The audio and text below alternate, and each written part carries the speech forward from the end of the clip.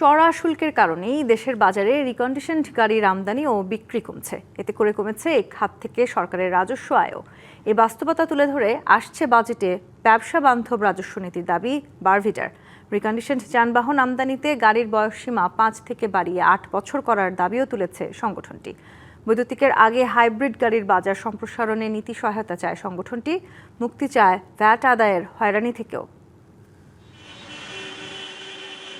Recondition গাড়ি আমদানি ও বিপণন খাতে প্রায় 20,000 কোটি টাকা বিনিয়োগের বিপরীতে সরকার বছরে রাজস্ব পায় প্রায় 6,000 কোটি টাকা।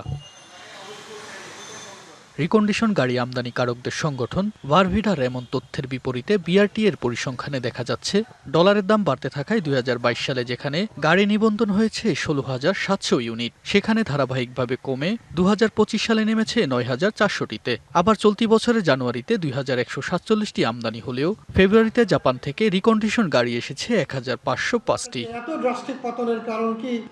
এমন পরিস্থিতিতে শনিবার রাজধানীর বিজয়নগরে বারভিডা আয়োজিত সংবাদ সম্মেলনে রিকন্ডিশন গাড়ি আমদানি শুল্ক কমানোর দাবি জানানো হয়।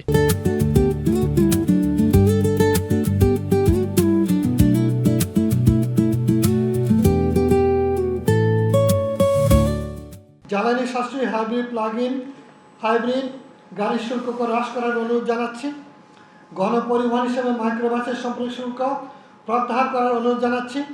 ইলেকট্রিক গাড়ি শিল্পে সরকার প্রদত্ত সুবিধা ও প্রণোদনার প্রেক্ষিতে জাপানের রিকন্ডিশন ইলেকট্রিক গাড়ি আমদানিতে কর হার হ্রাস করার অনুরোধ জানাচ্ছি। মধ্যবিত্তের ক্রয় ক্ষমতার মধ্যে রাখতে আমদানিযোগ্য রিকন্ডিশন গাড়ির সময়সীমা 5 থেকে বাড়িয়ে 8 বছর করার দাবিও করেন ব্যবসায়ীরা। ব্রিটেনের মতো দেশে তারা গাড়ি উৎপাদন করে, অনেকগুলো গাড়ি কোম্পানি আছে, তারপরেও তারা বয়স সীমা নির্বিশেষে গাড়ি আমদানির অনুমতি দেয়। ইমিশন স্ট্যান্ডার্ড সেটা নির্ধারণ করা উচিত। বারভিডার অভিযোগ, ভ্যাট আদায়ের ভোগান্তির কারণে অনেক ব্যবসায়ী ঝুঁকিতে পড়ছেন। চট্টগ্রামের 90% গাড়ির ব্যবসায়ী তো অডিটে এমনভাবে তাদেরকে বেড়াজালে ফেলা হচ্ছে, সীমাহীন হয়রানির শিকার। আমাদের ব্যবসায়ীরা যেন হয়রানি না হয় এই বিষয়ে আপনারা একটু দেখবেন। নতুনের নামে নিম্নমানের গাড়ি যেন দেশের বাজারে না ঢোকে তা নিশ্চিত করতে সরকারের প্রতি দাবিও জানান সংগঠনটি।